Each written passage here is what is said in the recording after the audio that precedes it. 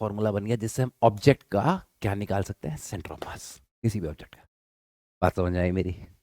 किसी भी ऑब्जेक्ट का सेंटर ऑफ मास निकाल सकते हैं। तो अब थोड़ी सी मैथ हमें ज़रूरत पड़ेगी, वो है इंटीग्रेशन। ठीक है, कई बार स्पेशली अगर 11th के बच्चों की बात करूँ तो 11th के बच्चों को इंटीग्रेशन से डर लगता है। ठीक है, फिजिक्स में ये बहुत बड़ा इशू होता है कि यार 10th के बाद 11th ले ली, हमें क्या पता था कि यार सर मुड़वाते ओले गिर जाएंगे। भाई साहब 10th की मैथ्स साइंस देख के ये ले ली, यहाँ तो शुरुआती काइनेमेटिक्स से इंटीग्रेशन डिफरेंशिएशन होती है ना। तो यार एक्चुअली क्या है, चाहिए, देखिए मैंने क्या कहा कि एक गैप तो है, लेकिन अगर जैसे मैं आपको फिर बोलता हूँ, जैसे ड्रॉपर बच्चों को ये इश्यू नहीं आता क्योंकि वो 12th में मैथ्स पढ़ लेते हैं। तो वही चीज़ मैं कई बार बच्चों को कन्विंस करता हूँ, क्योंकि देखिए ये जब मैं इंटीग्रेशन करवाऊंगा तो वहाँ बहुत सारे बच्चों का दिमाग खराब होगा। और मैंने एक ही चीज़ कही, जिनका भी बच्चों का दिमाग खराब होता है ना, वो अगर टिके रहे सीख जाएंगे। मैंने कहा खुश रह के कभी भी पढ़ाई करोगे जिद करके तो हमेशा समझ में आता है, और हर बच्चा समझ सकता है। मैं कभी उसमें कभी डिफरेंशिएट नहीं करता। मैंने कहा है ना, बहुत सिंपल बच्चे की भी बहुत अच्छी रैंक हमने दिलवाई है, लेकिन वो जिद्दी हो और अच्छे से उसे वो खुश रह के कि हाँ यार नहीं आता सीखूंगा, वो ललक हो। ऐसा नहीं कि यार अरे यार कितना गंदा टॉपिक चल रहा है, नहीं नहीं, जिद। सुनिए, मैं अपनी बात पे रहता हूँ। तो 12th का मैथ्स का मेजर पोर्शन है कैलकुलस। मेजर पोर्शन है कैलकुलस। तो कैलकुलस जो है वो सिखाएंगे आपको मैथ्स वाले, हम फिजिक्स वाले तो 10-15 दिन में पढ़ा देते हैं। जब मैथ्स वाले पढ़ाएंगे तो वो 4-5 महीने पढ़ाएंगे।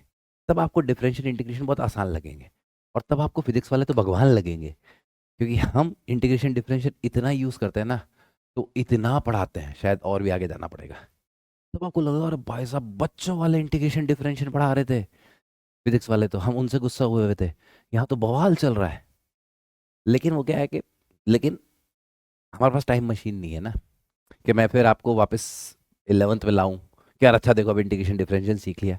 तो आप एक इस चैप्टर में एक थोड़ा सा मेंटली तैयार रहिएगा, जब मैं क्वेश्चंस लूँ आगे और चलूंगा, मेंटली थोड़ा सा प्रिपेयर रहिएगा। ये मेरा एक सजेशन है, दिल से सजेशन है कि इंटीग्रेशन लाने तक आपको सब कुछ समझ में आना चाहिए।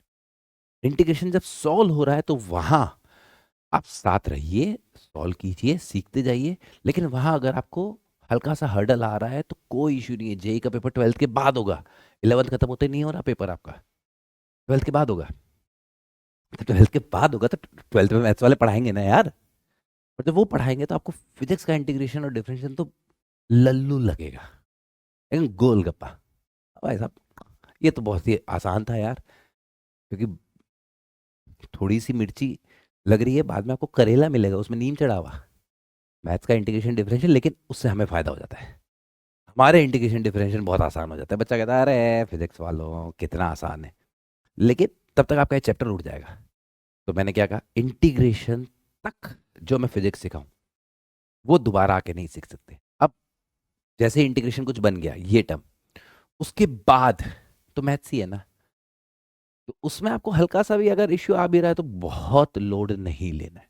नहीं आ रहा तो बेस्ट है, सीखने की कोशिश कीजिए, और कम होता जाएगा। लेकिन वहाँ इंटीग्रेशन बनाने तक तो फिजिक्स है, तो सॉल्व करने में मैथ्स है, वो तो 12th में आप बहुत औसम तरीके से पढ़ने वाले। और फिजिक्स में आने वाली कैलकुलस मैथ्स के सामने कुछ भी नहीं है, जो आपकी 11th 12th की फिजिक्स है उसमें। बाद वाली फिजिक्स अलग बात है। चलिए, तो फिर हम अगले लेक्चर्स में और कुछ बात करेंगे सेंटर ऑफ मास पे और चीज़ें देखेंगे।